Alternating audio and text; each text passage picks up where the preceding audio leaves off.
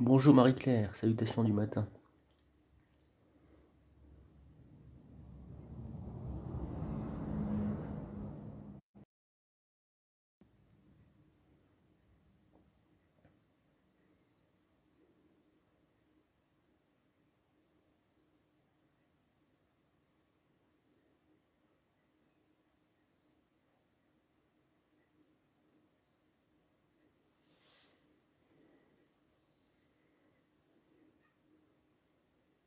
Bonjour Gérard.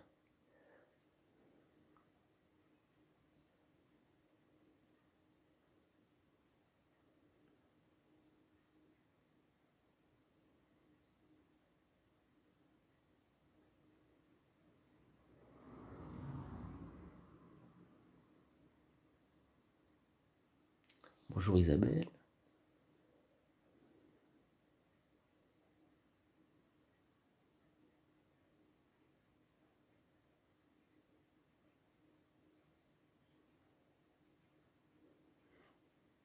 Bonjour Liliane.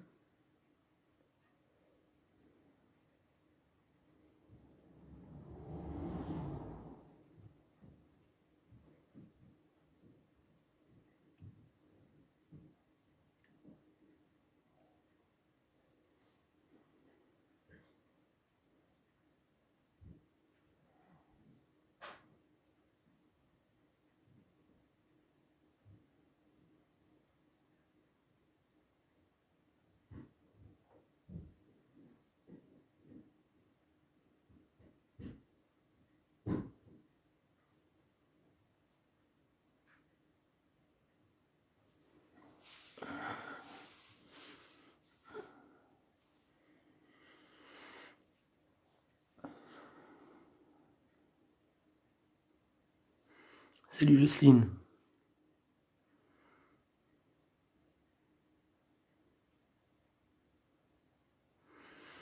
Je vous vois défiler. Bonjour Delphine, bonjour Régine, bonjour Luc.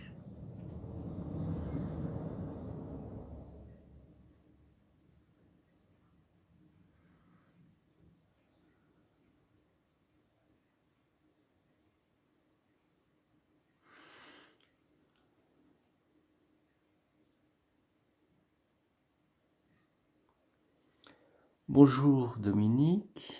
Bonjour Vivi, bonjour Christelle. Alors c'est marrant parce que les personnes que j'ai en cours de yoga, quand je vous vois, salut Vivi, quand je vous vois apparaître dans la petite fenêtre là, avec un petit mot gentil, je vous vois arriver en cours de yoga, c'est rigolo, hein. Je me rappelle instinctivement vos rituels, tout ça. Bonjour Yann, ce jour ça fonctionne en direct pour moi. Super, tant mieux. Moi j'ai eu que des tracas hier avec tous mes systèmes. Alors c'est pas que ça enregistrait pas, mais j'ai fait des bêtises, je crois, à plus d'un titre. Elisabeth, bonjour, Yann, prête. Avec un petit papillon.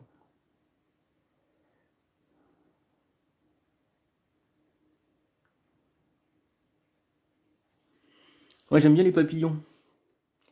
C'est l'histoire de la métamorphose. C'est une bonne métaphore pour ce confinement. Hmm. Salut Véronique.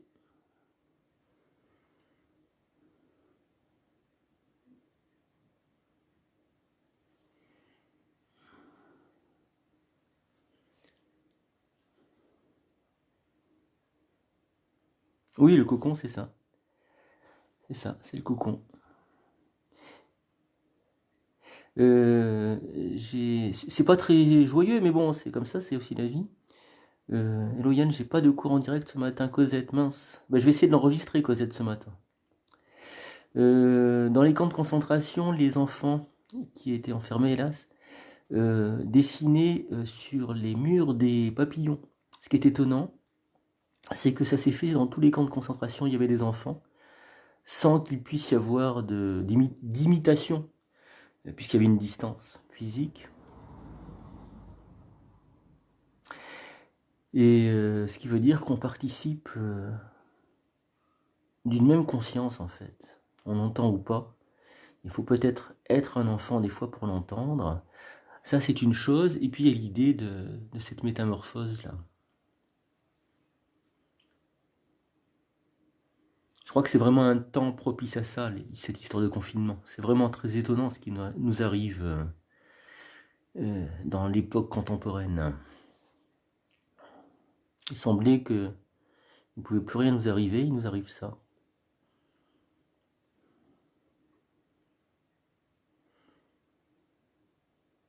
Ben, de rien, Elisabeth. Pas de problème. Bon, j'espère que ça va fonctionner pour Cosette, qui m'a bien aidé hier. Grâce à Cosette, j'ai pu récupérer la vidéo et grâce à Laurence, on a pu la mettre sur Internet, sur YouTube. Bonjour Sandra, bonjour Marie. Donc vous voyez que c'est vraiment un don et un contre-don, comme on dit en anthropologie, ou dans les îles Pacifiques. C'est un terme d'échange. Salut Marie. Sans Cosette et sans Laurence, hier, il n'y avait pas de... Bonjour Véronique. Bonjour Géraldine.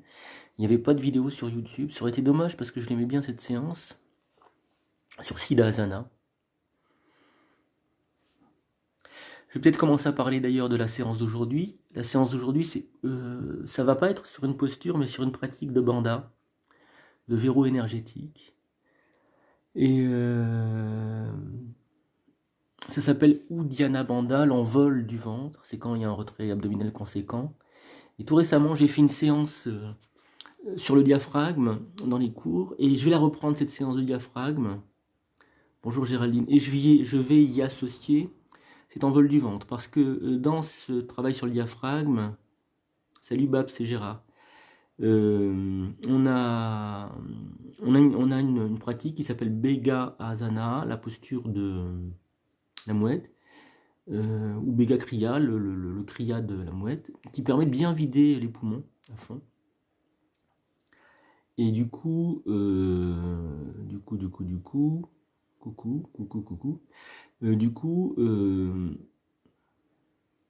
quand on vide les poumons à fond, Uddiyana Bandha, le retrait abdominal, c'est-à-dire le diaphragme qui remonte, poumon vide, au lieu de descendre comme il devrait pour inspirer, ça fonctionne mieux. Voilà. Je vais aller fermer mon ordinateur, tirer il y a des mots simples, des fois je m'en souviens plus. Pas les stores, pas les rideaux, voilà, je vais tirer les rideaux. Et puis on va commencer. Il y a quelqu'un qui m'a conseillé de... Laurent il s'appelle. Il y a Laurent qui m'a conseillé de mettre une lumière, un éclairage sur le lieu de pratique pour que ce soit plus visible, parce que c'est un peu sombre, disait-il, notamment au niveau des jambes. Donc peut-être ça va mieux éclairer aujourd'hui. Véronica, bonjour.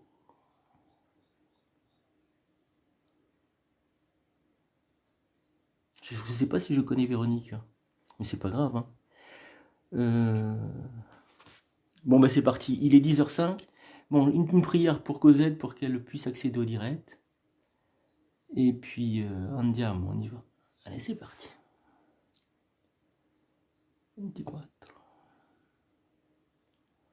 24 personnes en début de séance. Bonjour Claire. 25.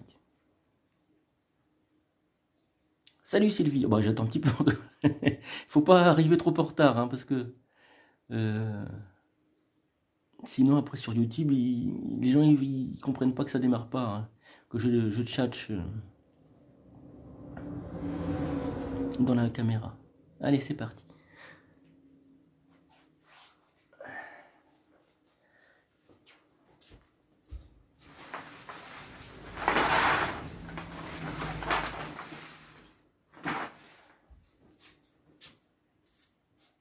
Alors là, il n'y a pas trop de ça peut le faire.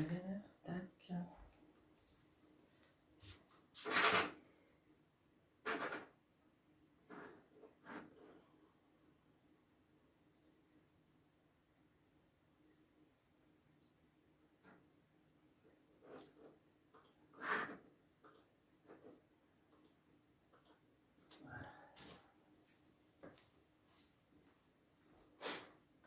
Donc voilà, c'est parti.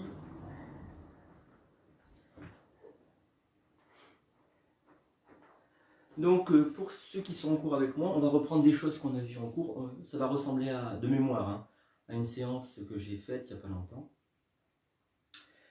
Comme d'habitude, j'improvise, donc j'ai quelques idées sur les pratiques, mais je ne sais pas comment ça va se coordonner. Je ne sais pas si ça vous fait cet effet à vous, mais moi, avec cette petite habitude là de 15 jours, quand je m'installe sur le tapis, c'est le tapis de mon salon, télé, je me retrouve directement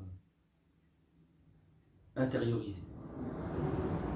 Il y a un peu de bruit, il y a des voitures qui passent juste à côté de chez moi, j'espère que ça ne vous dérange pas, que ça ne vous perturbe pas. Si jamais ça vous perturbe, au lieu de repousser les bruits, essayez de les intégrer, c'est-à-dire de les écouter. Voilà. Le mental, du coup, va s'enlacer. C'est l'histoire de la concentration. Si je porte mon attention sur quelque chose, au bout d'un moment donné, le mental en a marre, il va voir autre chose. Il a besoin de diversité.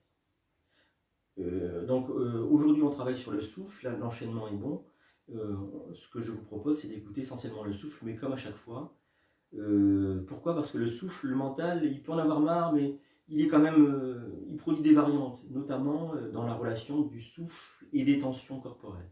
Voilà. Les gens, j'ai l'impression, continuent d'arriver, c'est pas grave. Ça me donne 2 secondes pour réfléchir. Oui, je crois qu'on va faire pas mal de mouvements aujourd'hui. On va faire une préparation, donc c'est un peu répétitif puisqu'on pratique tous les jours, mais c'est vraiment le propre de la pratique, hein, que ça soit répétitif. Ça peut-être on a du mal à l'accepter. Et dans les répétitions d'aujourd'hui, ce qu'on va faire, c'est beaucoup de mouvements avec le souffle, liés au souffle. Donc je dis une dernière chose et on commence. L'intérêt, c'est de faire vraiment le lien, de synchroniser parfaitement le mouvement corporel avec la respiration. Il y a une montée de l'inspiration, une descente de l'expiration. Et je pratique vraiment dans la longueur du souffle pour 2 raisons. C'est pour débrancher le mental, comme ça le mental ne dit pas ce que je dois faire. Et puis pour être dans ma longueur à moi, dans mon intimité respiratoire. Et ça, c'est vraiment très intéressant de pratiquer son propre yoga. C'est se ressaisir, hein, se récupérer, se recueillir. Voilà. Ça aussi, c'est très important d'être soi-même, en fait. D'être en soi et soi-même. Alors, c'est parti. Je vous montre d'abord, je vais essayer de m'en rappeler à chaque fois, c'est ce que j'ai dit en préalable, c'est-à-dire de faire bien la distinction entre le moment où on pratique ensemble et le moment où je vous montre la pratique. La pratique, elle est sur les épaules, mais elle implique autre chose, elle implique un lâcher-prise profond, premier, presque archaïque. Pourquoi? Parce qu'il va être question de libérer cette zone-là, et toute cette zone-là, donc bouche, mâchoire, gorge, épaules, clavicule, etc., haut du dos, cervicale, elle concerne des crispations, et ces crispations, c'est s'accrocher, c'est le contraire de lâcher prise. Et c'est s'accrocher pour être en vie, je vous la fais courte, par rapport à la peur qu'on peut avoir de ne pas être en vie. Et en fait, pour vivre, il faut lâcher prise et arriver à faire confiance. C'est tout l'inverse qu'il faut faire. Et donc du coup, on va y aller. Alors je vous montre d'abord, la pratique paraît toute simple, mais ça dépend de la capacité qu'on a à lâcher prise. Alors, je suis allongé, je vais entrecroiser les doigts sur le bas-ventre, je tends les bras. Les paumes de main sont tournées vers le pied. Je détends le corps, j'inspire, les épaules en contact avec le sol, les bras, si possible, partent au-delà de la tête. J'expire, je pousse dans les mains, je tire sur les bras. J'inspire dans l'immobilité, ça va créer une pression dans le haut du dos. Dans les épaules, expiration, je ramène les mains sur le bas-ventre.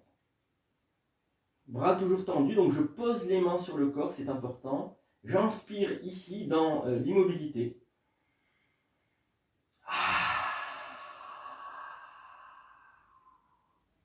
Alors, il se passe 2 choses. J'ai relâché les mains comme elles étaient tendues, comme les doigts étaient entrecroisés, que les mains étaient tendues, les bras tendus.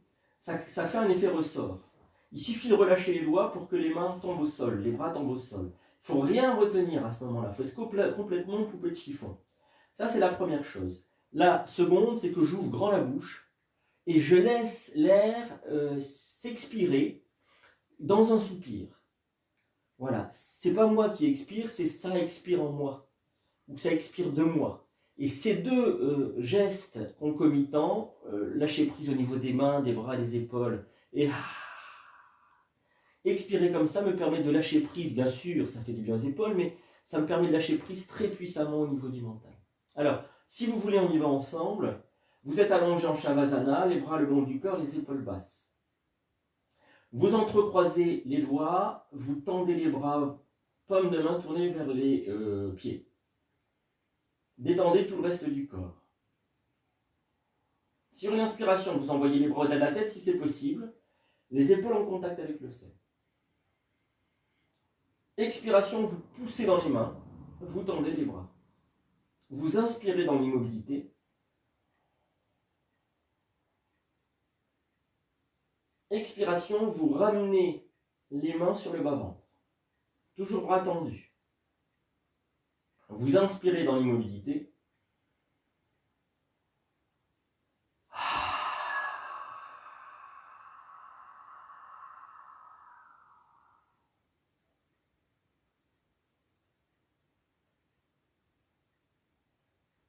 Écoutez le mental. La pratique pourrait stopper net la pensée.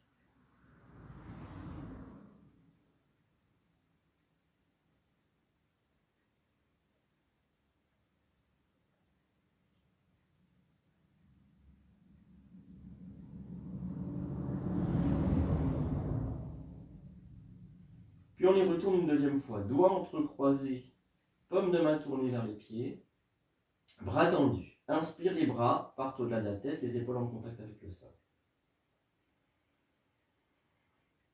Expire, je pousse dans les mains. J'inspire dans l'immobilité. Expiration, je ramène les mains sur le bas-ventre. J'inspire ici.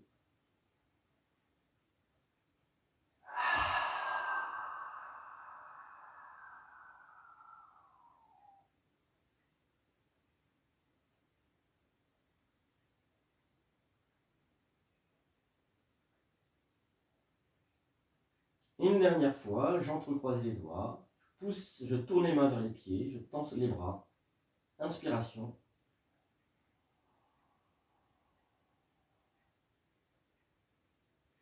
Expire, je pousse dans les mains. J'inspire ici.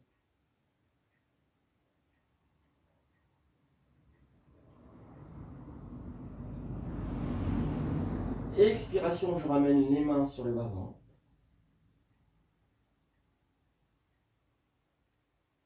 J'inspire ici.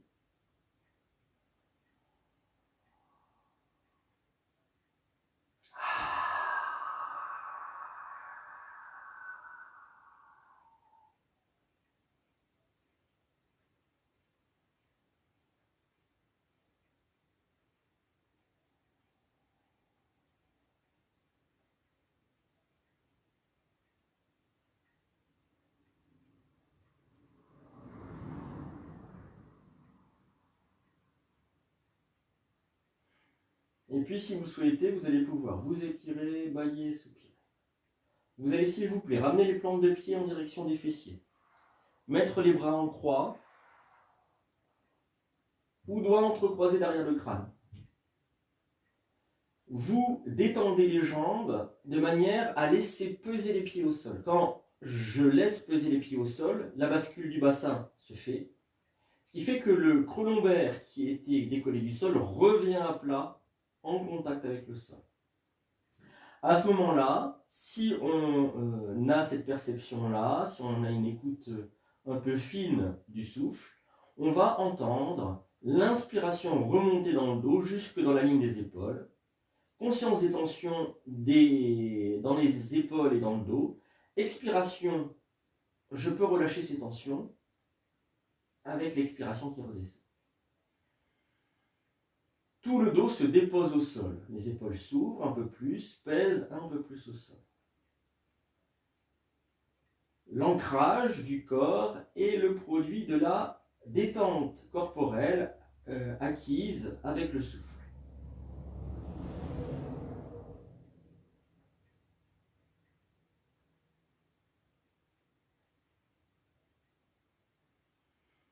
C'est un mode, une manière d'entrer dans la posture.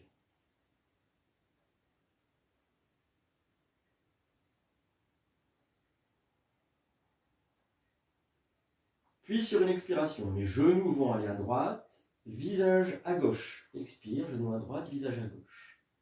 Inspiration, les genoux vont remonter, visage de face, pour redescendre de l'autre côté, au rythme du souffle. Soyez bien dans la longueur du souffle. C'est le souffle qui commande et non pas votre mental.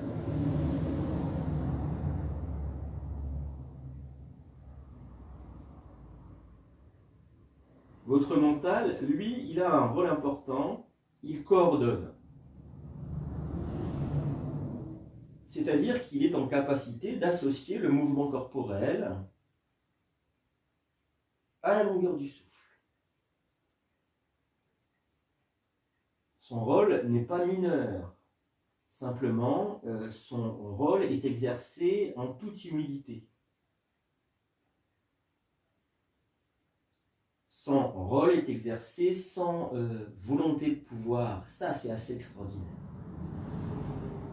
Puis j'installe les genoux à droite, le visage à gauche, et j'écoute le mouvement du souffle dans le corps.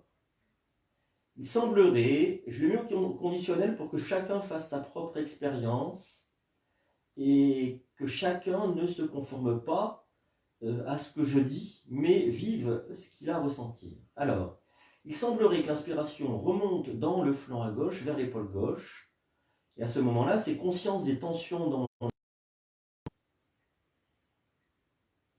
Sur l'expiration, je tente de relâcher ces tensions, et je laisse rouler le visage, puisqu'il y a un espace nouveau créé de ce côté-là. La torsion cervicale s'accentue, elle peut devenir très forte, faites attention à vos cervicales, ce qui produit un effet levier dans la colonne vertébrale, un point d'appui qui fait que toute la colonne vertébrale se tord un peu plus. On peut avoir envie, au bout de ça, d'appuyer, d'enfoncer le genou gauche vers le sol. Ce qui ferait un deuxième effet levier dans le bas de la colonne cette fois-ci. Détendez complètement la jambe droite. On peut amener très loin cette torsion.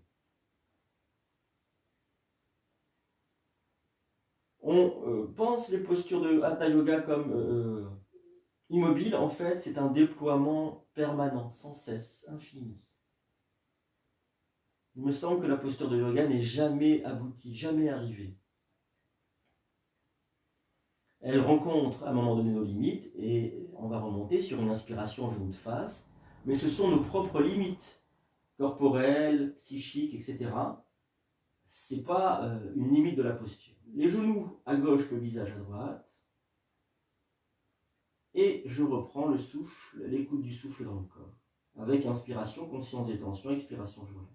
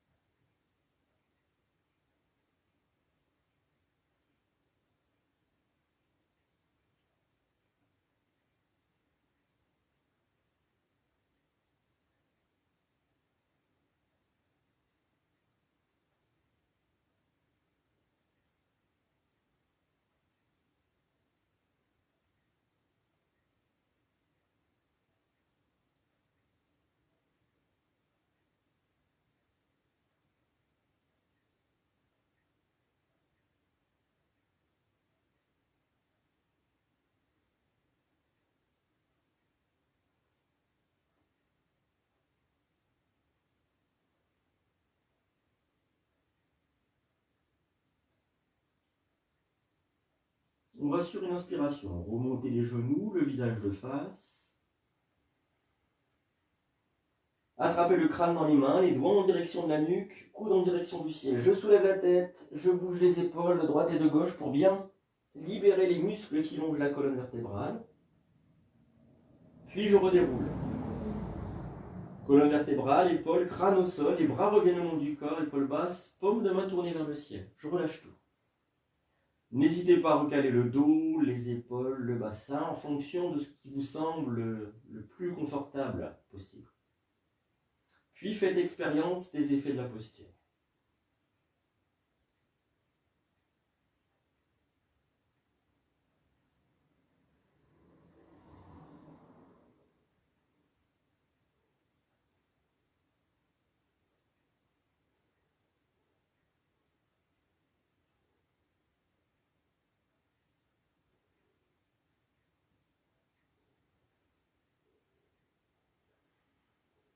Si vous souhaitez, vous allez pouvoir vous étirer, bâiller, soupirer.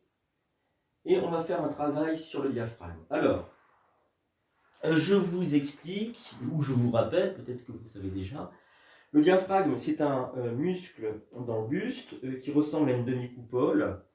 Et il est accroché aux poumons, aux deux poumons. Et quand je dois inspirer, c'est le diaphragme qui réagit à un influx nerveux produit par le cerveau et il va se creuser dans sa partie supérieure. Comme il est accroché aux poumons, il tire sur les poumons et les poumons s'emplissent d'air à ce moment-là. Donc c'est le muscle inspirateur. On en a besoin pour respirer avec aisance. Le souci, c'est qu'il manque parfois de souplesse. Et donc là, je vous propose une pratique qui n'est pas une pratique de yoga, mais qui est une pratique dans un ouvrage de Blandine Calais-Germain, qui est un auteur qui explique très très bien l'anatomie, avec des dessins qu'elle fait elle-même. Et je crois qu'elle est pratiquante de yoga, donc du coup,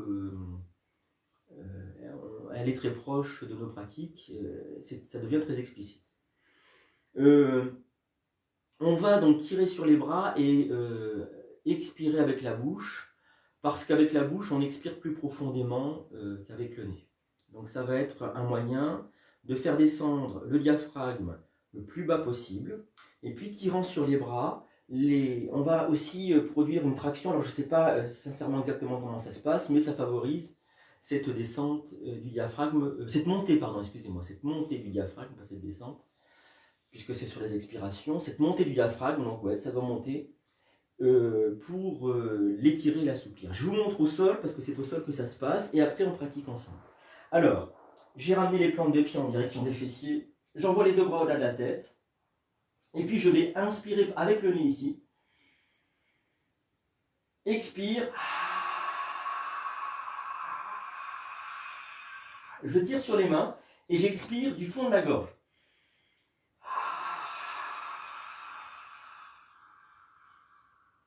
Voilà, c'est ça que je ferai. Mais avant, on va ressentir le diaphragme. Alors, installez-vous comme je le suis. Vous allez ramener les plantes de pied en direction des fessiers. Les doigts, le bout des doigts, vous allez les poser sous le sternum. Alors le sternum, c'est pas compliqué. C'est le cartilage qu'il y a au milieu de la poitrine. On descend jusqu'au bout du cartilage et quand on trouve quelque chose de mou, c'est le ventre et c'est le diaphragme. Inspirez, voyez que ça pousse dans les doigts. Expirez, voyez que le ventre se creuse.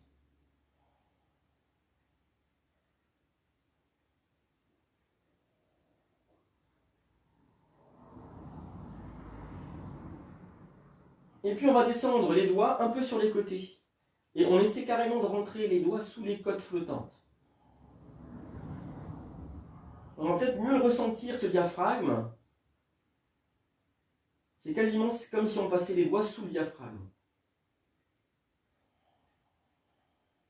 On peut encore descendre d'un cran vers les flancs. Et on voit comme le diaphragme est large. C'est le plus gros muscle du buste. Et comme il emplit vraiment la moitié du buste, il fait vraiment la séparation entre le ventre et la poitrine. Alors maintenant qu'on a expérimenté avec le toucher, avec les doigts, On a validé l'existence de ce diaphragme bien large qui emplit une partie du buste. On va pratiquer. Vous envoyez les bras au-delà de la tête. Vous allez inspirer ici avec le nez. Expire en tirant sur les mains et en expirant la bouche grande ouverte. Du fond de la gorge. Sentez le diaphragme qui remonte. Inspire dans l'immobilité. On va peut-être sentir le diaphragme qui descend. Expire.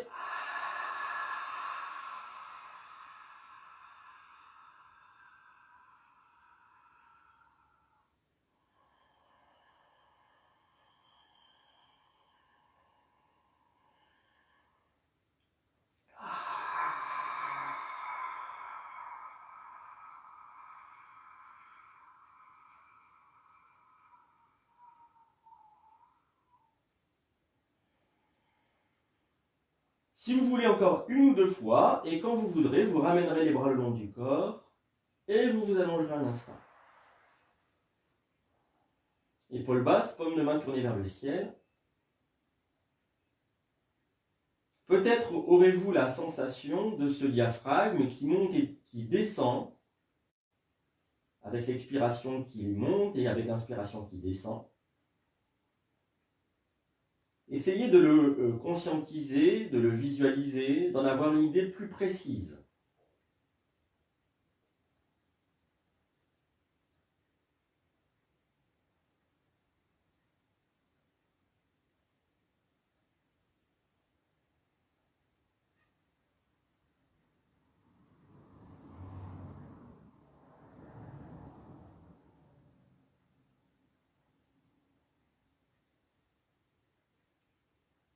Et puis, si vous souhaitez, vous allez pouvoir vous étirer, bâiller, soupirer. Vous allez ramener les plantes de pied en direction des fessiers, épaules basses, paume de main tournée vers le ciel, et on va étirer de manière très simple les jambes. Vous allez inspirer, monter la plante de pied droit vers le ciel. On pratique ensemble. Expiration, vous ramenez le pied droit au sol. Inspiration suivante, le pied gauche que vous poussez vers le ciel. Expire, vous reposez la plante de pied au sol. Vous n'essayez pas d'étirer l'arrière des jambes, ça va se faire tout seul. Vous n'avez qu'une seule action à produire, et cette action, c'est la coordination du mouvement avec le souffle, avec la longueur du souffle. Soyez pile poil dans le souffle, le plus précis possible. Ça peut être comme un jeu, cette précision, qui va intéresser le mental, le fixer sur la pratique.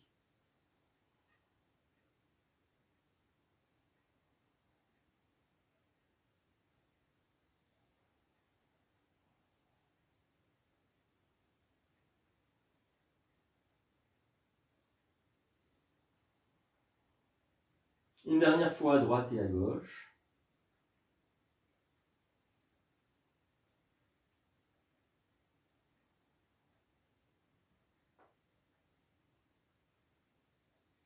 Et on s'allongera. Un petit temps de pause.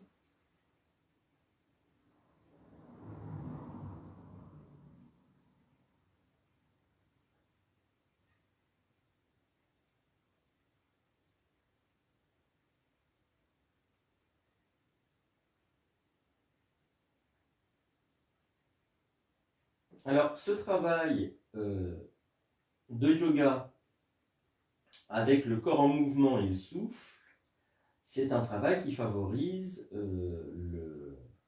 la circulation énergétique.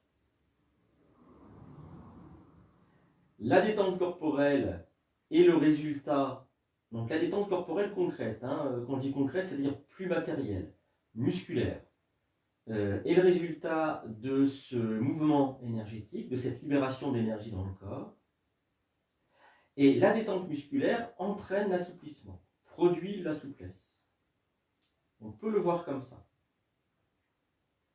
Et à ce moment-là, on comprendra qu'un tout petit mouvement en conscience avec le souffle va nous permettre à la fois de nous détendre et de nous assouplir. Pas besoin d'avoir une volonté d'étirement, d'assouplissement, quelque chose de trop fort. Et puis, si vous souhaitez, vous allez pouvoir vous étirer, bâiller, soupirer. Je vous montre la posture du fœtus.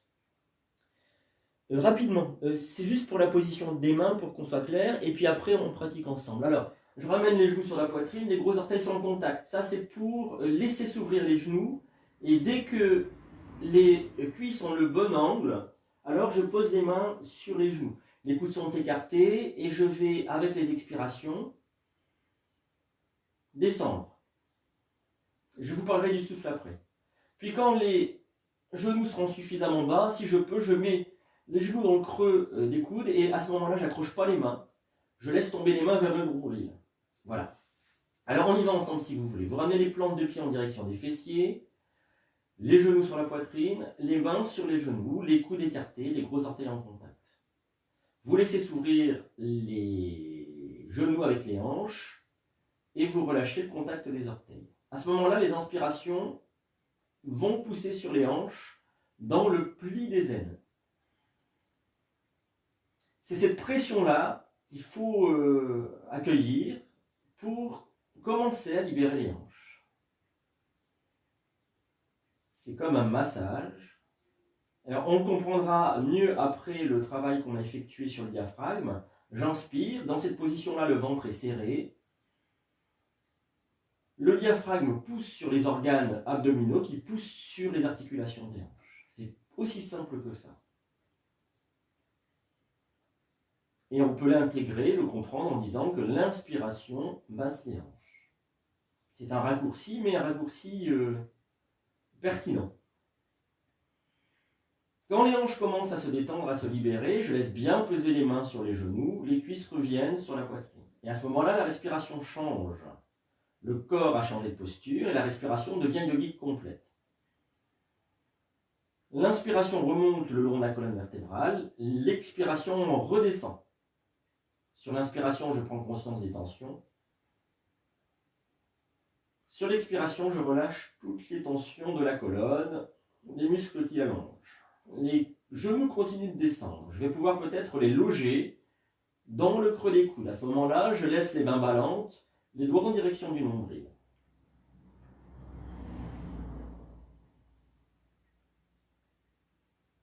L'inspiration est beaucoup plus pleine. Elle remplit le ventre, le buste, pousse vers le périnée, pousse vers le haut des épaules.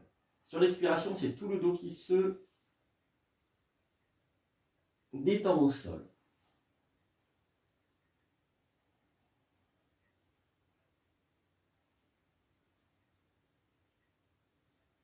Laissez bien le dos s'étaler au sol avec les expirations.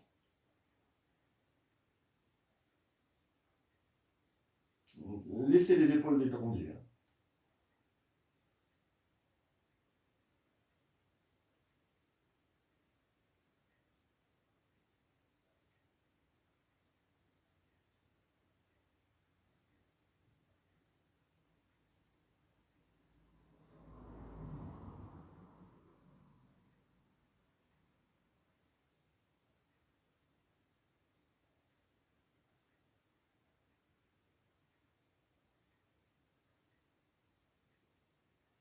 Quand vous voulez, vous allez défaire tranquillement la posture. Laissez glisser les mains pour défaire délicatement la posture, les plantes de pied au sol. Et allongez-vous. Les épaules basses, les paumes de main tournées vers le ciel. Relâchez tout.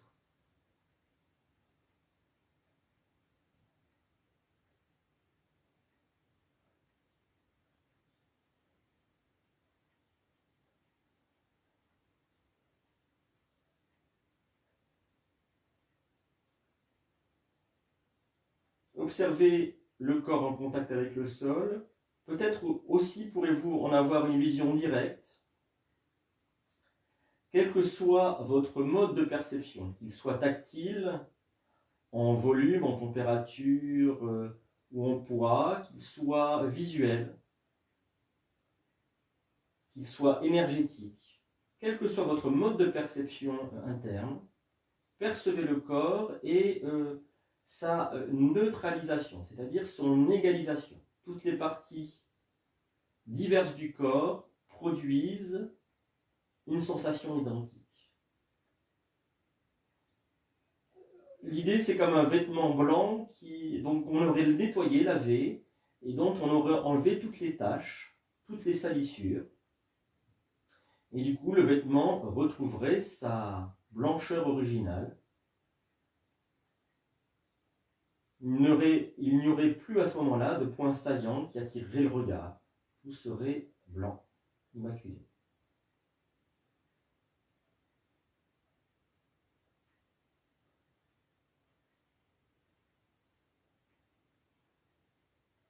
Et puis, si vous le souhaitez, vous allez pouvoir vous étirer, bâiller, soupirer.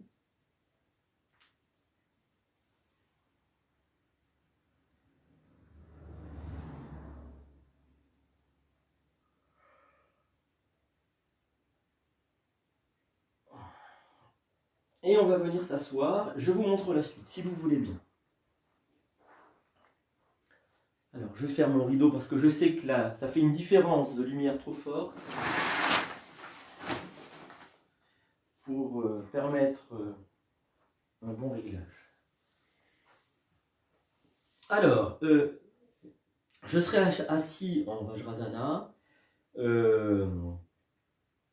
et je vais vous montrer de face et puis de profil.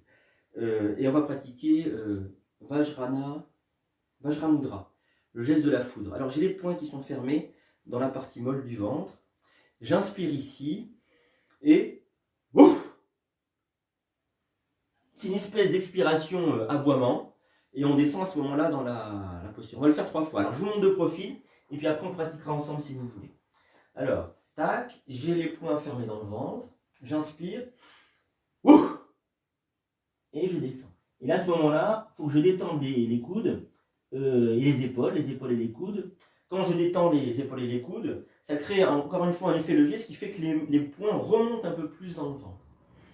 On va pratiquer 3 fois si vous voulez, puis après on restera dans la pratique. Il faut regarder un peu devant soi, c'est-à-dire si vous n'avez pas de problème cervical, regardez un peu en avant du tapis. Alors, j'ai les poings fermés dans le ventre, posés sur le ventre. C'est une pratique un peu rigolote. Hein. J'inspire ici. Ouh, inspire, je remonte. Ouh, une dernière fois. Ouh, et là, je respire profondément avec le nez. Je relâche les épaules et les coudes, ou les coudes et les épaules. Ça crée une pression supplémentaire dans le ventre. Ça va masser toute la masse abdominale.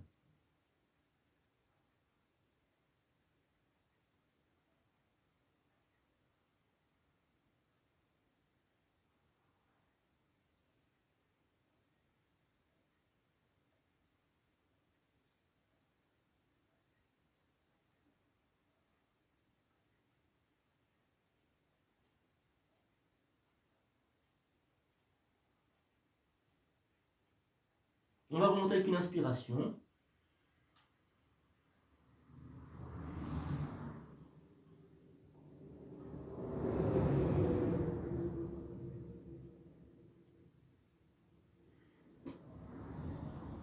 Alors, mine de rien, dans cette pratique-là, dans cette séance aujourd'hui, on va beaucoup agir sur Manipura Chakra. Donc, le nombril qui concerne l'individualité, mais pas que, au plan symbolique. Et puis, c'est là que se crée l'union de 2 énergies importantes, qui est l'énergie d'excrétion, apana, uriner par exemple, ou expirer, et puis l'énergie qu'on retrouve dans la poitrine, donc en dessous du nombril et au-dessus du nombril, prana, l'énergie qui fait que les choses, on les ingère, comme l'inspiration. Vous connaissez peut-être les énergies des méridiens. Ce que j'ai compris ce matin, parce qu'il me faut du temps pour comprendre les choses, c'est que là, on n'a pas affaire tout à fait à la même énergie. On parle de vayu, de vent, pranavayu, apanavayu. Et à ce moment-là, il s'agit de courants beaucoup plus larges. On peut avoir des perceptions de pétillement au niveau des méridiens avec des points très précis dans le corps. Et quand on regarde les points d'acupuncture, on se rend compte que qu'il y a une équivalence, que c'est juste. Et puis on peut avoir des grands mouvements énergétiques dans le corps, comme les marées montantes et descendantes. C'est une bonne image, je crois. Différent des courants qu'on peut trouver dans l'eau. Hein. Il y a une marée qui monte et qui descend. Donc qui descend, c'est apana, prana qui monte, ou l'inverse, je ne sais pas. Et les deux là vont se rencontrer. Au lieu de se fuir, ces deux énergies-là vont se rencontrer. Voilà. Alors sans compter le massage abdominal qui est puissant, c'est-à-dire qu'on redonne, qu'on active les fonctions abdominales, toutes, par une pression très forte. Dès qu'on parle de mudra ou de kriya, il s'agit, on vise l'énergétique du corps. Si vous le souhaitez, vous allez pouvoir vous étirer, bâiller, soupirer, et on va passer debout pour une pratique qui va nous permettre de vider complètement les poumons, qu'on appelle Bega Asana ou Bega Kriya. Alors, j'ai les pieds qui sont écartés à peu près de 60 cm. Je vous montre d'abord, je vais vous montrer de face et de profil, pour être sûr que vous voyez bien. Je monte les bras en inspirant, les poignets sont cassés. Donc j'ai inspiré ici, sur l'expiration, je vais me plier, j'expire. Puis je remonte sans respirer, j'expire. C'est que le buste qui bouge et c'est que l'expiration qui se fait. Alors là, je vous montre de profil, mais sans parler. J'inspire ici.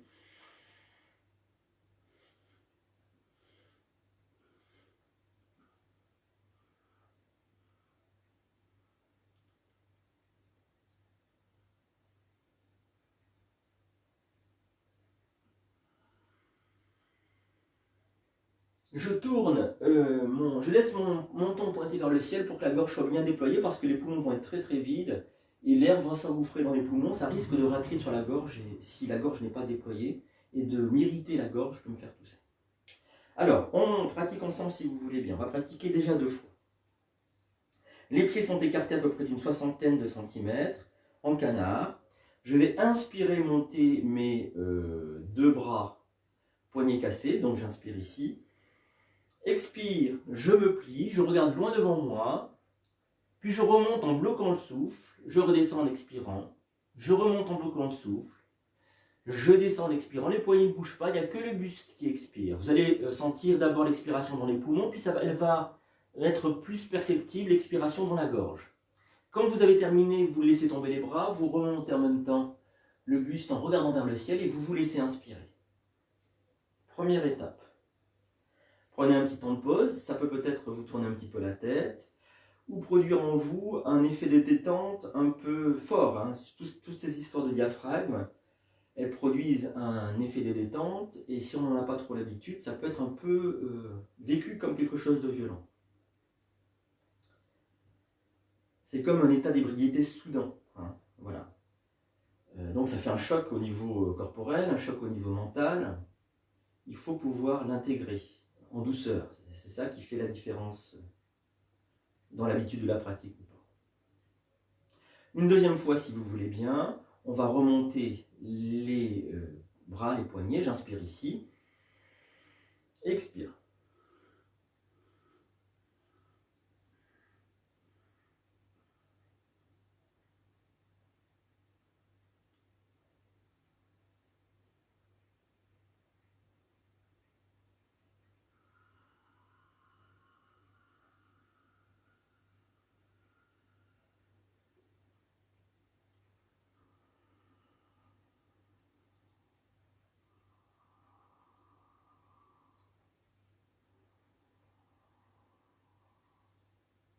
Alors ça peut produire une certaine euphorie aussi,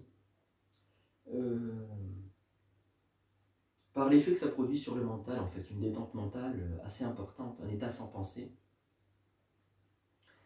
Et puis certainement qu'il y a un effet considérable, après les pratiques qu'on a eues sur le ventre et puis maintenant sur les poumons, hein, on est sur les 2 cavités, là je ne sais pas si vous en prenez conscience, un effet sur le système nerveux autonome, c'est-à-dire qu'on est en train, vous savez, il y a 2 pédales pour le système nerveux autonome, une pédale d'accélérateur, on est souvent appuyé là-dessus, et puis une pédale de frein, et là on est en train de freiner. Quoi. Et c'est ça qui peut faire l'arrêt brutal. Alors, je vous montre la suite, ça va être la même pratique, mais on va associer ce qui est le sujet de la pratique aujourd'hui, c'est-à-dire Uddiyana Bandha. Uddiyana Bandha, c'est le retrait abdominal, le ventre va se creuser et va remonter vers sous les côtes flottantes. on associe à ça deux autres verrous. Un verrou au niveau du périnée, on serre le périnée, et puis un verrou au niveau de la gorge, on va laisser tomber le menton sur la gorge.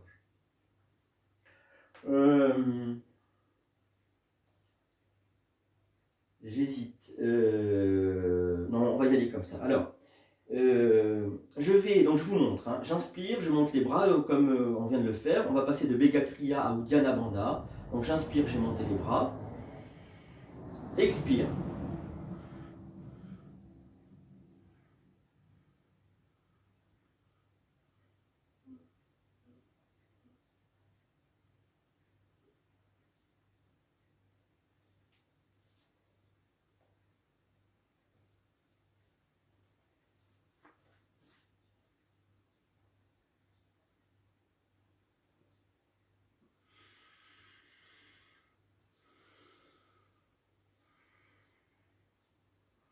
Alors je ne sais pas si ça a été bien visible.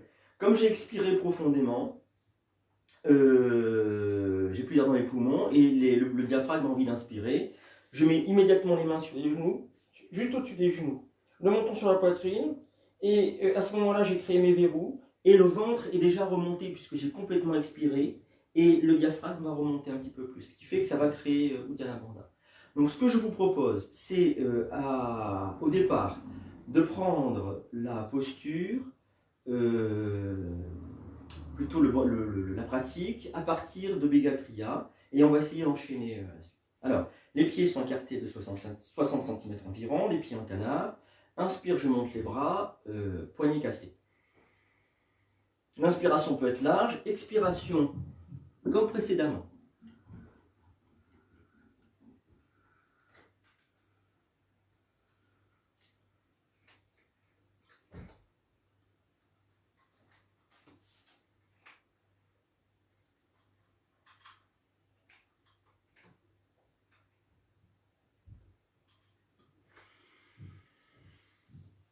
Quand vous avez besoin d'inspirer, vous tournez le visage vers le ciel pour déployer la gorge et pour faire que l'air s'engouffre sans racler. Bon, je vais, excusez-moi, c'est ça qui me faisait réfléchir, je vais enlever mon t-shirt, j'ai hésité à le faire pour que les choses soient bien claires. On retourne une deuxième fois avec Begha Kriya, puis Uddiyana Bandha. Hein. On y va, j'inspire ici, expire.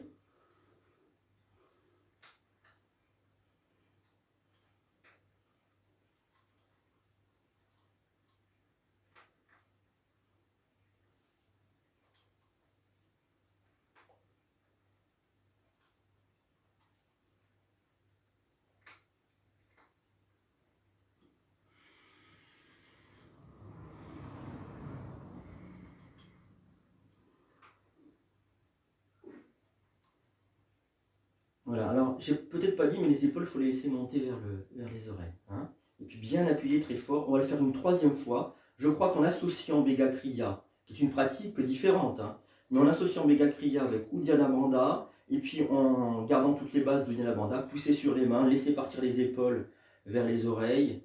Bien sûr, serrer le périnée, ça va favoriser aussi le retrait abdominal. On peut accéder plus facilement à cette Uddiyana Bandha. Si vous avez un miroir à la maison, j'imagine, n'hésitez pas à pratiquer comme moi, torse nu, pour voir si le ventre se rétracte bien. C'est la mise en lien de l'image, on a un sens visuel très très développé, et puis de la sensation tactile. Voilà, puis au bout d'un moment, on n'aura plus besoin de miroir. Une dernière fois, on va pratiquer Begha Kriya, inspire ici, expire.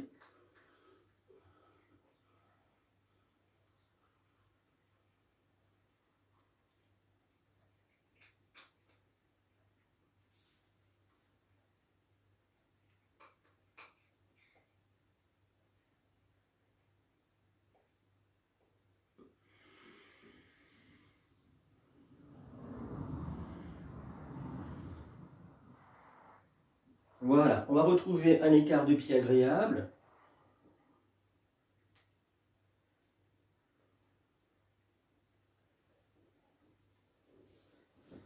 Pieds écartés de la largeur des hanches sur une même ligne. Laissez tomber les mains.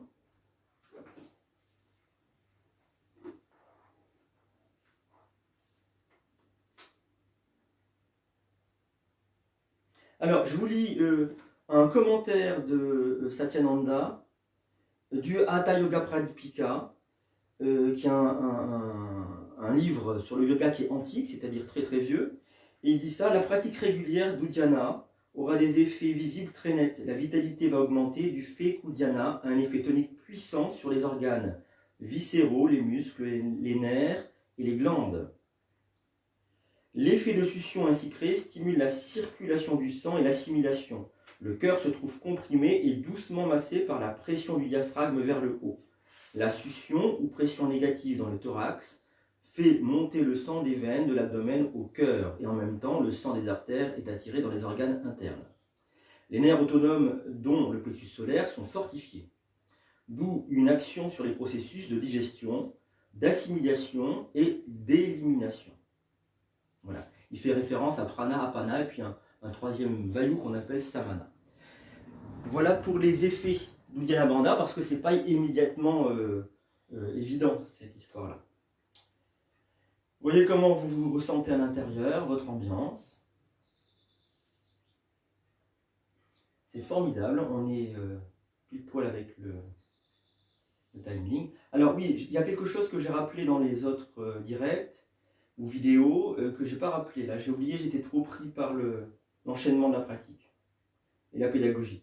C'est que les rétentions poumons pleins et poumons vides ne sont pas pratiquées quand on a des problèmes cardiaques. Alors, je sais que je le dis un peu en retard par rapport à la pratique qu'on vient d'effectuer, mais c'est pour les suivantes, c'est-à-dire si vous avez des problèmes cardiaques, quels qu'ils soient, ne répétez pas cette pratique-là. Ce que vous pouvez peut-être faire, c'est des allongements d'expiration, comme on a fait avec Bhega Kriya, et puis immédiatement réinspirer, mais ne pas vous installer dans des rétentions poumons pleins ou poumons vides, comme on a pratiqué Uddiyana Bandha. Donc ce qui peut faire ça, j'expire, je réinspire immédiatement, j'ai senti le retrait abdominal, j'ai senti ce mouvement, et puis je réinspire immédiatement sans garder de rétention poumons pleins ou vides. Je précise quelque chose pour relativiser nos pratiques aussi. Dans cet ouvrage-là, Satyananda, qui est un vrai yogi indien, décédé maintenant aujourd'hui, dit que la pratique est très efficace quand on commence à produire des rétentions de 3 ou 4 minutes. Donc c'est pour vous dire le chemin qu'on a encore à parcourir. On va venir s'il vous plaît sur l'avant du tapis pour les salutations au soleil.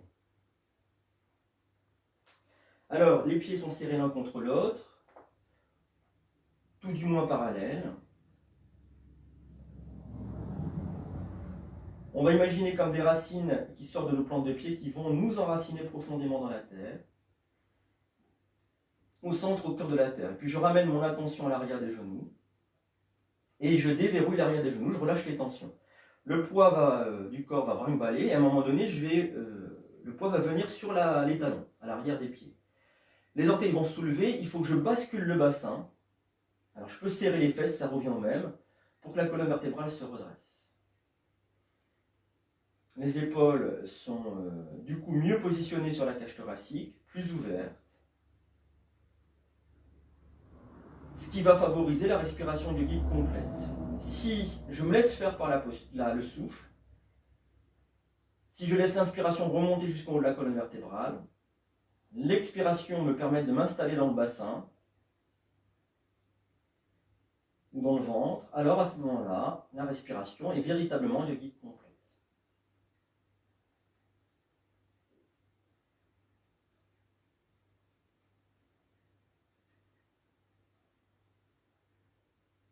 Je vais amener les mains en namasté au niveau du lieu du cœur, milieu poitrine. Quand je laisse peser un petit peu les mains, la base des mains vers le sol, le haut de la colonne vertébrale se redresse. Ça crée comme un point de pression.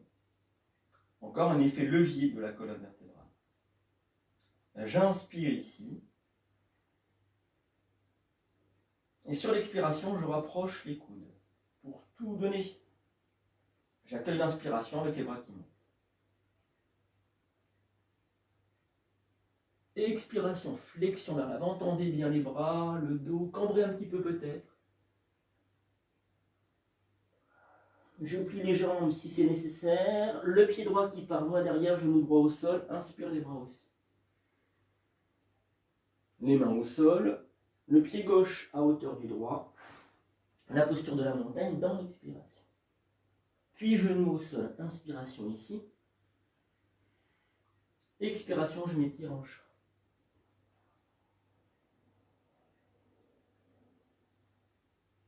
Inspiration, le cobra. Serrez bien les fesses.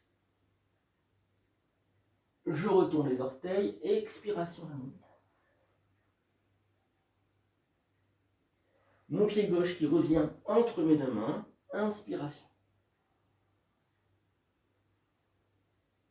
Main au sol. Pied droit à hauteur du gauche. Front en direction des genoux. Expiration. Serrez le ventre pour remonter sur l'inspiration. Expire.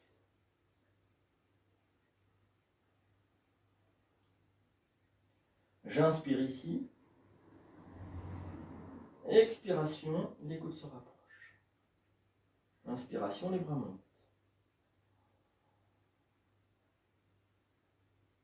Expiration, flexion vers l'avant.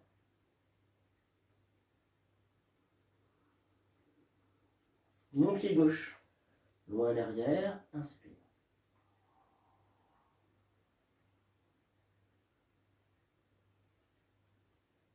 Le pied droit à hauteur du gauche, la montagne dans l'expiration. Le genou au sol, inspire ici. Expire, je m'étire en chat. Inspiration, le cobra.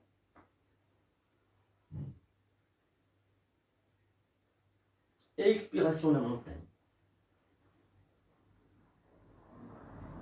Mon pied droit entre mes deux mains, inspire.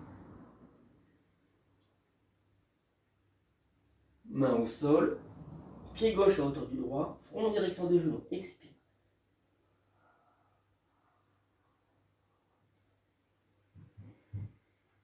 Serrez le ventre pour remonter dans l'inspiration, expire. J'inspire ici. Expiration, les coudes se rapprochent.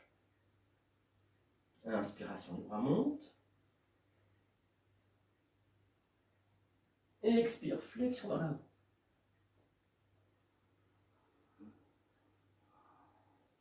Mon pied droit qui part loin derrière. Inspiration. Le pied gauche à hauteur du droit. Expire.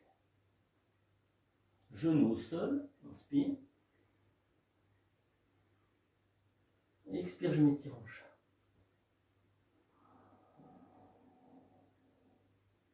Le cobra, inspire.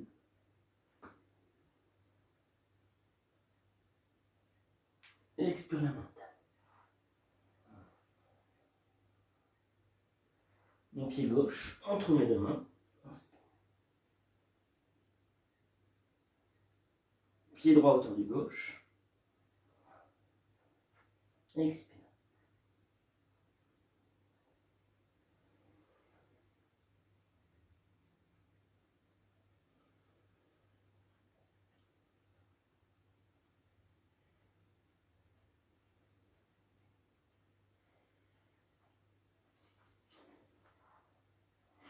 Alors, on se retrouve pieds écartés de la largeur des hanches, mains ouvertes. Videz bien vos poumons si vous êtes un peu essoufflé, une ou deux fois.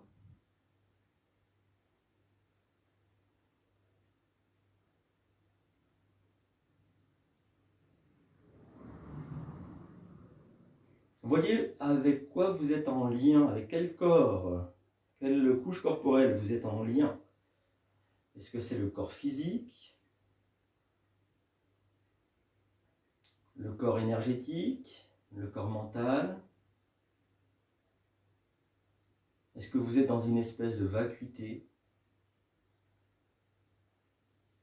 Un esprit sans pensée, un mental sans pensée.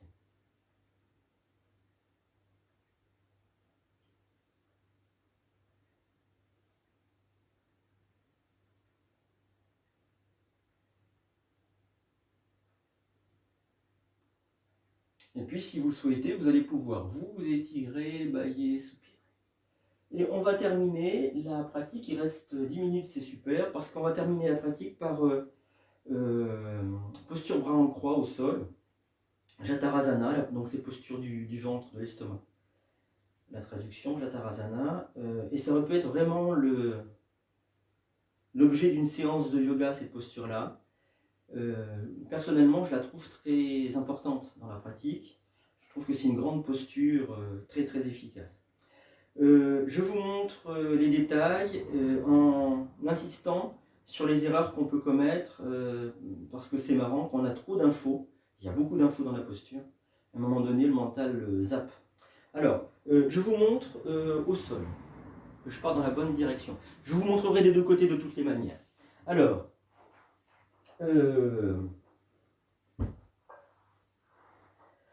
j'ai ramené les plantes de pied en direction des fessiers, les pieds écartés de la largeur des hanches, ok, les bras en croix. Bon. Je commence par ça. Puis, je vais soulever le bassin, les fesses sont décollées du sol, et je marche sur la gauche.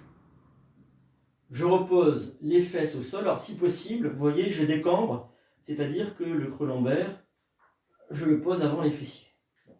Ça, c'est la première étape. Il faut que je sois le bassin dans ce sens-là. Deuxième étape, les genoux, je les ramène sur la poitrine. J'inspire, tac. Je ramène les genoux sur la poitrine sans les attraper dans les mains. Je laisse bien les bras au sol. Je recommence. La deuxième étape, j'inspire, j'expire, je laisse tomber mes genoux à droite. Alors, mes genoux sont bien à droite et mon bassin est parti à gauche. Ou mon bassin est parti à gauche et mes genoux sont à droite. Et à ce moment-là, je pose la main droite sur le genou du dessus. Les deux sont bien en contact et celui du dessous bien en contact avec le sol. Ça, c'est pas la pratique, ça, c'est la pratique. Alors, peut-être que vous voyez dans le champ de la caméra, le bras à l'arrière est soulevé. Certains d'entre vous auront directement le bras au sol, mais chez moi, il faut le temps. Eh bien, ça, c'est la posture. La posture, elle est là. La posture, elle n'est pas là. Donc, je vous le montre dans l'autre sens. Que vous compreniez bien. Je recommence. Donc, première étape, bras en croix, etc. Je soulève le bassin. Je me déplace sur la gauche et je repose le creux lombaire et les fessiers. Première étape. Deuxième étape, inspire, expire. Et je pose la main sur le genou. Et vous voyez, là, le bras, il est décollé du sol. Alors, je répète, la posture est bien là. Je ne soulève pas le genou pour coller le bras. Et puis, j'écoute le souffle. Alors, le souffle, il part du ventre, un peu comme une espèce d'escargot. Il remonte par ici. Et ça va relâcher. Alors, devant ou derrière, hein, c'est la même chose.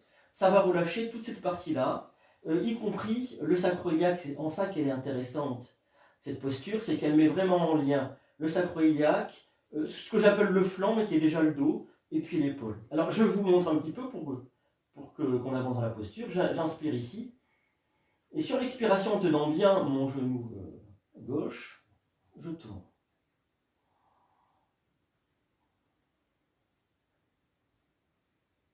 Alors, une autre pratique.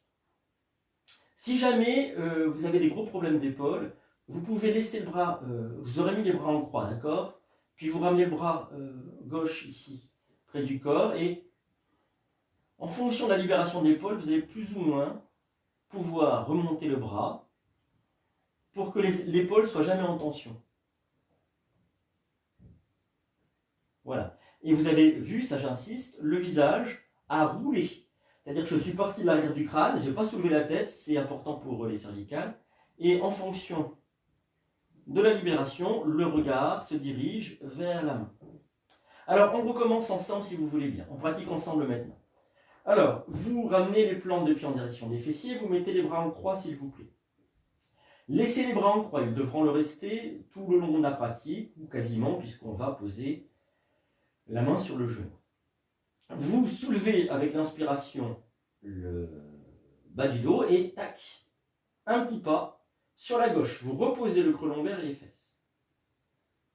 Inspire, vous amenez les genoux sur la poitrine et expire, les deux genoux descendent à droite. La main droite posée sur le genou du dessus.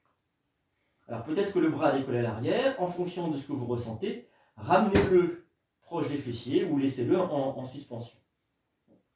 Puis vous accueillez le souffle qui va s'organiser dans cette zone-là. Inspire, ça remonte. Expire, vous tenez bien le genou. Vous pouvez même appuyer un petit peu avec le coude qui est au sol, et vous, donc du bras droit, et vous roulez sur le côté gauche. Si vous êtes parti de l'autre côté, ne vous inquiétez pas, on va pratiquer les deux côtés.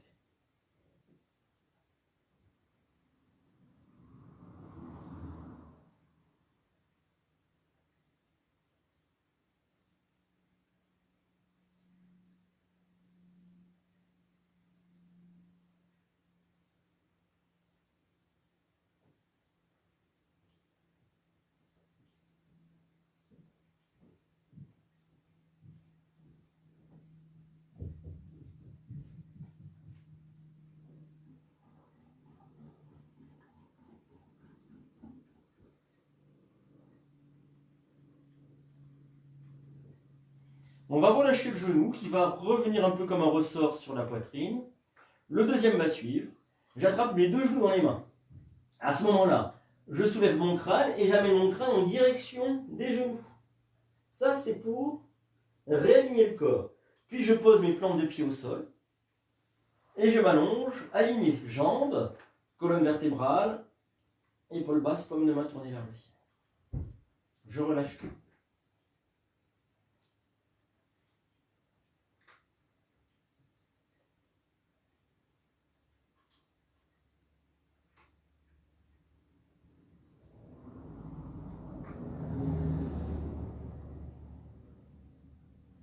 Prenez conscience du corps à gauche, du dos à gauche.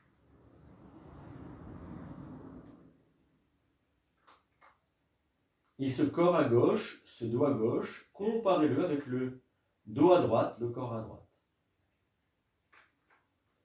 Je vous rappelle que le Hatha Yoga est une pratique qui prend en compte, qui démarre, qui part de nos dualités, c'est-à-dire notre état de nature.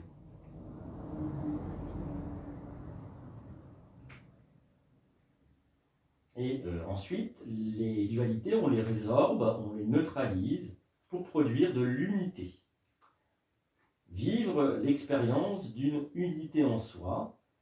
Cette unité retrouvée est d'abord multiple. L'épaule droite, l'épaule gauche, la hanche droite, la hanche gauche, le doigt droit, le doigt gauche, le devant, le derrière, le haut, le bas, etc. Le mental, le corps et tout. Et à un moment donné, vacuité, méditation, un état de neutralisation de toutes nos parties différentes qui se fondent dans un seul tout. Les bras en croix. Je ramène les plantes de pied en direction des fessiers, je soulève le bassin et je marche sur la droite. Tac. Je repose creux lombaire et fesses. Inspire, les genoux sur la poitrine. Expire, les genoux qui descendent sur la gauche. La main droite sur le genou gauche, le coude gauche peut être en contact avec le sol. Et on va écouter le souffle tranquillement.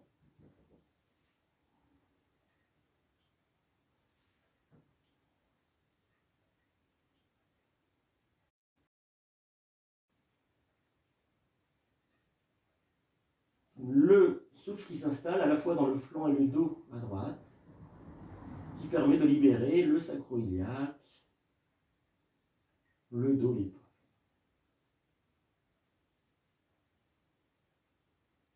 J'ai changé un petit peu la position de bras, elle est plus confortable pour moi de ce côté-là, comme ça, c'est-à-dire que mon coude est décollé du sol. Mais l'enjeu n'est pas le même pour moi à droite et à gauche. Je souligne cela pour que vous puissiez vous-même être dans vos réflexes corporels, en fonction de ce que vous connaissez, ressentez de votre corps depuis des années, par rapport à la connaissance de ce que vous avez de votre propre corps.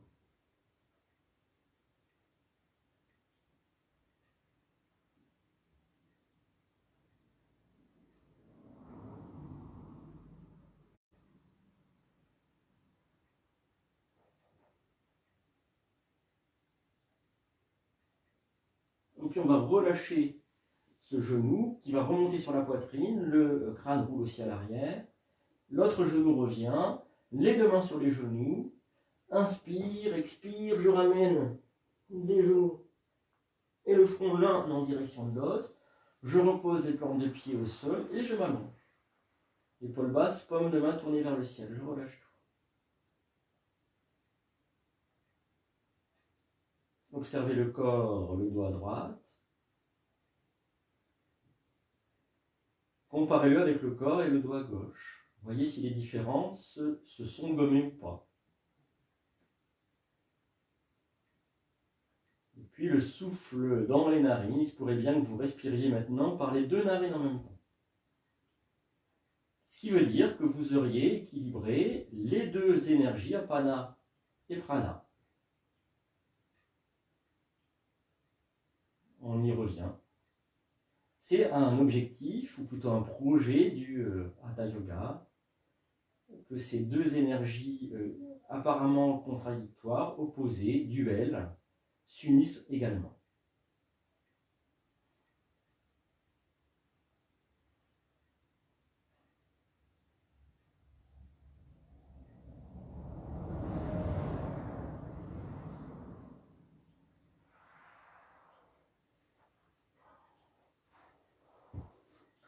Ce qu'il faut comprendre avec le Hatha Yoga, c'est qu'on est dans une écoute très fine des mécanismes à la fois physiques, corporels, énergétiques avec le souffle et mentaux, très très fines. Et là où c'est un peu une prouesse, c'est que ces mécanismes-là qui paraissent a priori différents sont unifiés, fondus dans un même être. Et ça, c'est possible avec deux choses, outils essentiels. La conscience, qu'on peut définir ou reconnaître comme l'observateur en soi, le spectateur en soi, et le souffle, la respiration. La respiration, on la comprendra comme respiration bien sûr concrète, immédiatement concrète, inspire, expire, avec tous les mécanismes du souffle et portant l'énergie du corps. L'énergie, c'est l'énergie vitale, hein, c'est pas autre chose. C'est le souffle de vie en soi. La vie en soi, voilà. Voilà à quoi on touche quand on pratique le Hatha Yoga, c'est-à-dire l'énergie de vie en soi, la vie en soi.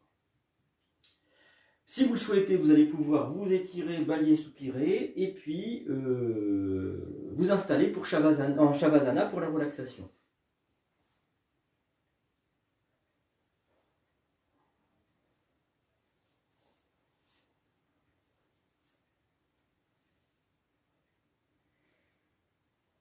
Alors les bras sont le long du corps, les épaules basses, les paumes des mains tournées vers le ciel, les pieds basculent à droite et à gauche, et je relâche tout le corps. Couvrez-vous bien, les chaussettes, le pull, la couverture. Je vous laisse encore un petit peu de temps pour vous installer.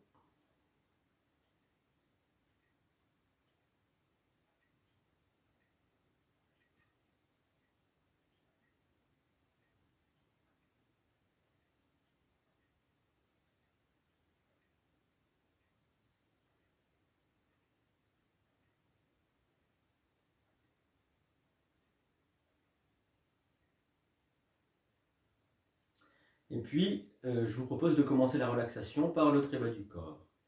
Je relâche les orteils, je détends les coups de pied, le dessus des pieds, je relâche les plantes de pied, le dessous des pieds.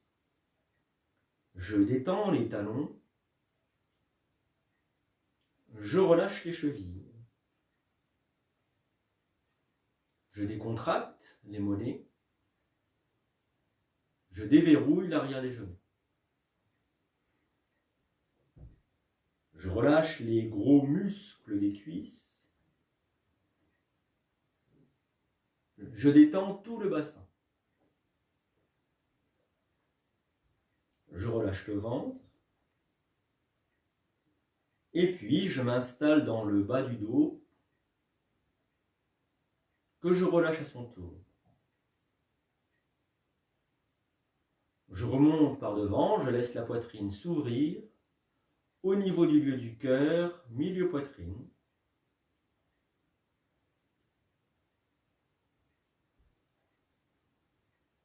Et maintenant, je m'installe dans le haut du dos, que je relâche à son tour. Je le laisse se répandre au sol, se fondre avec le sol.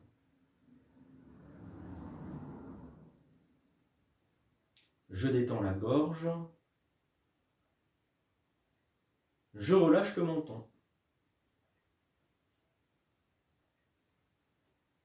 De la pointe du menton jusqu'aux oreilles, je relâche la mâchoire inférieure. J'en profite au passage pour détendre les oreilles.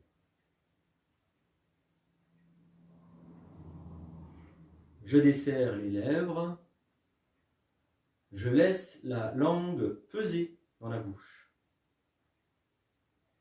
Et je détends les joues à l'intérieur comme à l'extérieur. Je défroisse les ailes du nez, je déplisse les paupières. Je laisse peser les yeux dans leur cavité oculaire et je vais dérider tout le front comme si une grande vague déroulait de la droite vers la gauche.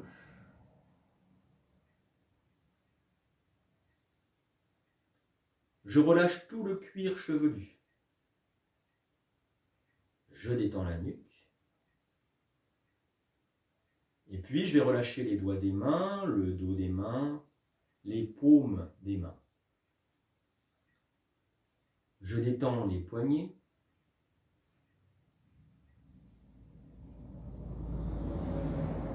Je relâche les avant-bras. Je détends les coudes. Je relâche les bras. Et enfin, je détends les épaules.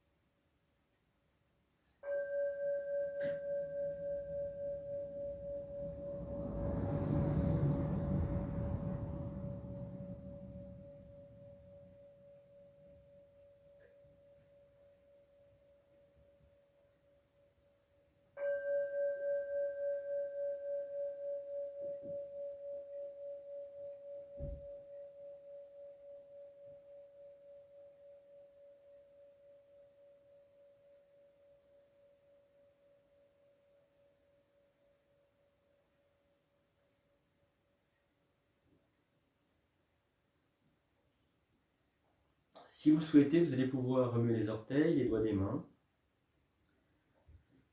Vous étirez, bâillez, soupirez.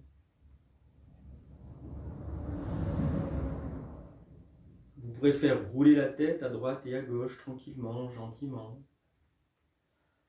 Ramenez les genoux sur la poitrine, attrapez les genoux dans les mains et dessinez des ronds avec. Dans un sens et puis dans l'autre, et ainsi massez le bas du dos. Et puis, si vous le souhaitez également, vous allez pouvoir vous mettre sur le côté en chien de fusil, le temps de faire la transition, le passage du monde intérieur vers le monde extérieur.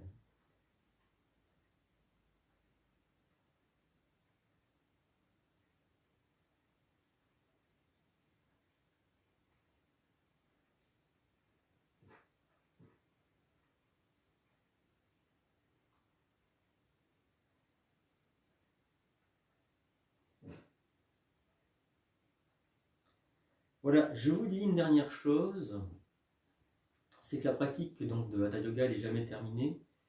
Et il ne faut pas voir que les postures, puisqu'on a pratiqué aujourd'hui quelque chose d'éminemment énergétique, hein, il ne faut pas voir que les postures dans le yoga, qui ne concerneraient que le corps physique, ce serait vraiment restreindre la pratique du Hatha Yoga et par là même le dévoyer, c'est-à-dire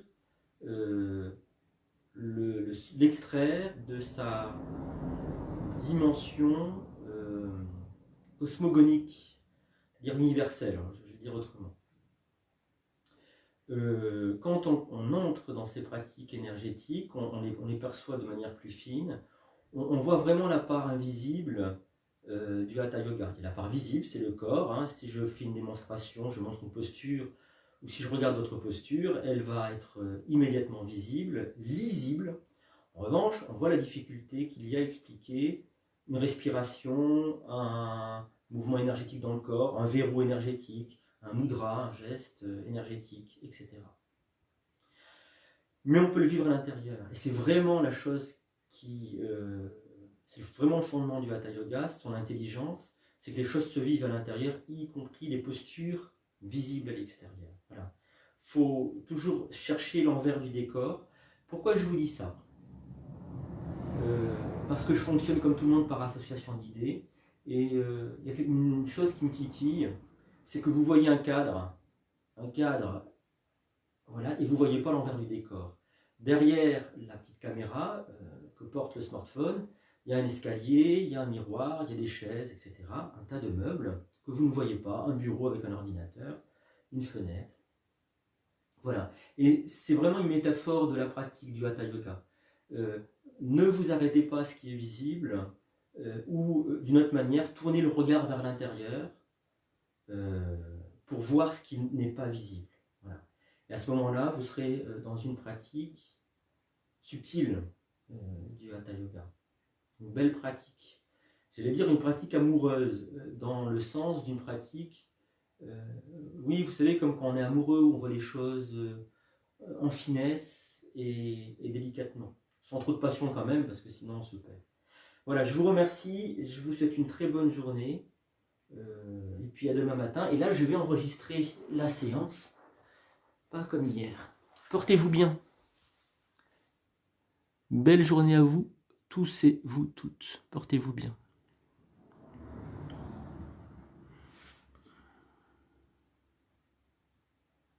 Je t'en prie, Babs et Gérard, je vous en prie. Merci Yann de nous consacrer une bonne partie de ta matinée. Alors je lis pas pour... merci Christelle. Je lis pas pour... par égocentrisme. Je le lis parce qu'à chaque fois je pense à mes filles qui sont là et qui sont vraiment... qui font vraiment... Ça, c'est pesant pour elles, ça leur demande un effort. Merci Laurence. Ça leur demande un effort d'être discrète.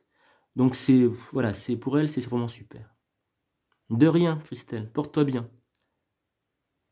Bonne journée, Jocelyne. Je t'en prie, Gérard. Voilà, c'est un beau partage. Moi, je suis ému de partager ça avec vous. J'ai une émotion de partage, quoi. Bon après-midi, Marie-Claire.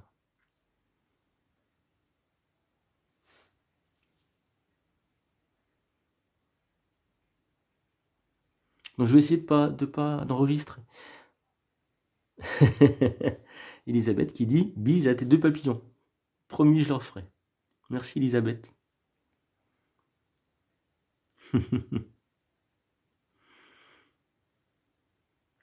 Bonne journée à tous. Merci Vivi.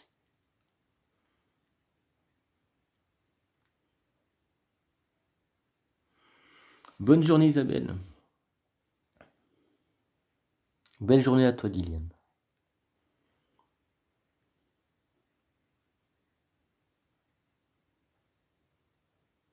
C'est agréable de se retrouver tous ensemble, c'est vrai, Delphine.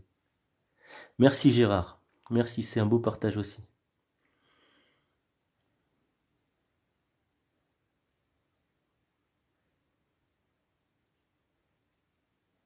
Véronica est une amie d'Amboise, d'accord Marie-France. Eh bien super, merci à toi Marie-France.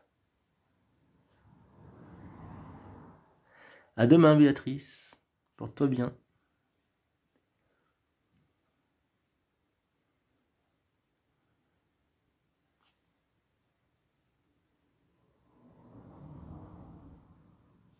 Merci Véronique.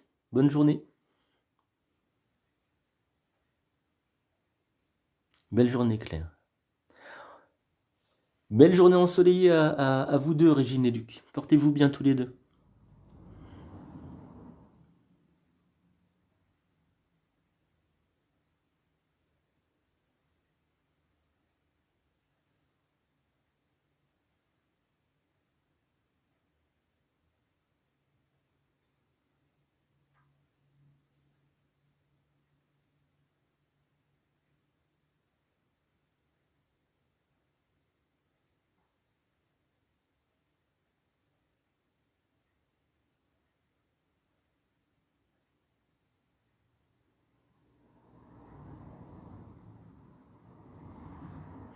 Donc j'éteins là et puis j'enregistre. Voilà, portez-vous bien tous et à demain matin.